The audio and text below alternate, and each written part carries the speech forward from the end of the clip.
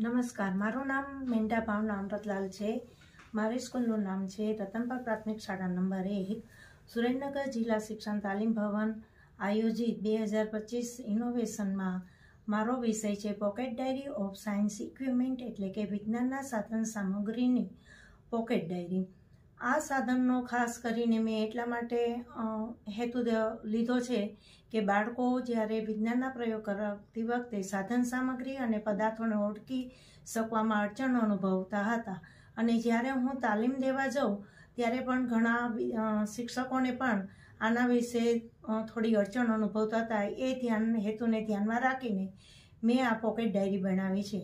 આ pocket diary જ્યારે મેં બાળકને સાધનો વિશેની ઓળખ પૂછી અને એમને બતાવતી હતી ત્યારે બાળકો બહુ ઓળખી શકતા ન હતા। 30% જ બાળકોને એના નામો આવડતા હતા। એટલે બાળકોને પછી હું એ નિદર્શન સાધનો બતાવું, પીપીટી દ્વારા બતાવું, એમને નિદર્શન પ્રદર્શન ગોઠવીને અને પ્રયોગ કરતી વખતે હું સાધનોને ઓળખ આપતી હતી। અને ઘણા તત્વો, સંજ્ઞા અને પદાર્થો બાળકોને યાદ નહોતા રહેતા। પછી મેં એવું નક્કી કર્યું કે આની હું પોકેટ ડાયરી કરું તો કેટલું સારું। એટલે એ હેતુને ધ્યાનમાં રાખીને બાળકોએ પોકેટ ડાયરી પીપીટી બતાવતી ગઈ, મેં આખી પીપીટી તૈયાર કરી અને એના દ્વારા બાળકોને બતાવું, અને બાળકોએ પીપીટી દ્વારા પોતે પણ પોકેટ ડાયરી બનાવી છે। આ પોકેટ ડાયરી તમે જોઈ શકો છો કે બાળકોએ સાધન સામગ્રી પીપીટી દ્વારા બનાવી છે અને એનો ઉપયોગ પણ કરતા થયા છે। આ પોકેટ ડાયરી જો બાળકોએ બનાવેલી છે, આપ જોઈ શકો છો। આ પોકેટ ડાયરી આજુબાજુના સ્કૂલવાળા પણ બનાવે છે અને એમને પણ ઝાઝો ફાયદો થયો છે। પછી ખાસ કરીને તમે જુઓ કે ફક્ત સાધનો નહીં પણ પદાર્થો છે કે પોટેશિયમ પરમેંગનેટ તો KMnO4, એટલે એનું આખું અણુસૂત્ર પણ બાળકને યાદ રહે।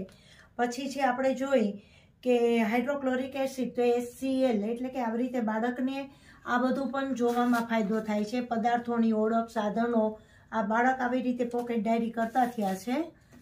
અને આની પીપીટી અમારે બાજુવાળી સ્કૂલ જે અમારું પે સેન્ટર છે શક્તિનગર પે સેન્ટર શાળા, એ લોકો પણ અમારી પીપીટી લઈ જઈ અને એનો પણ ઉપયોગ કર્યો છે અને એમના બાળકો પણ આવી રીતે પોકેટ ડાયરી બનાવતા થયા છે। મેં પણ 25 થી 30 પોકેટ ડાયરી સ્કૂલમાં ફરતી મૂકી દીધી છે।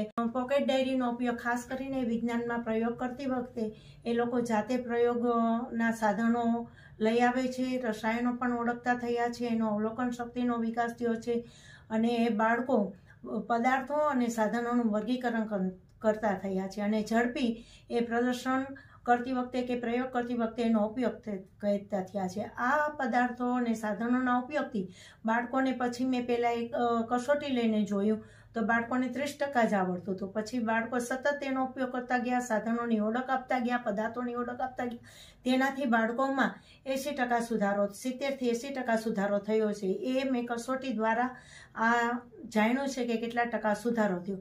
આ પદાર્થો અને ડાયરીના ઉપયોગથી બાળકો અવલોકન શક્તિનો વિકાસ થયો, નિર્ણય શક્તિનો વિકાસ થયો, પછી નિદર્શન કરતા પણ શીખ્યા, બાળકોને બૌદ્ધિક વિકાસમાં વિકાસ થયો અને બાળકો વિજ્ઞાન પ્રત્યે જે રસ રુચિ વધારે અનુભવવા લાગ્યા અને બાળકો ઝડપથી આ શીખવા લાગ્યા। અને પોકેટ ડાયરીનો ઉપયોગ એટલા માટે કરવામાં આવે છે કે ગમે ત્યારે એ લોકોને એક્ઝામ વખતે કે એ પણ ઉપયોગ થાય છે, પદાર્થની ઓળખ પણ કરતા થાય છે। બાળક ભૂલી જાય તો ગમે ત્યારે તેનો યુઝ કરી શકે છે અને એ ડાયરી એ ખીચામાં રાખે કે શિક્ષણમાં રાખે।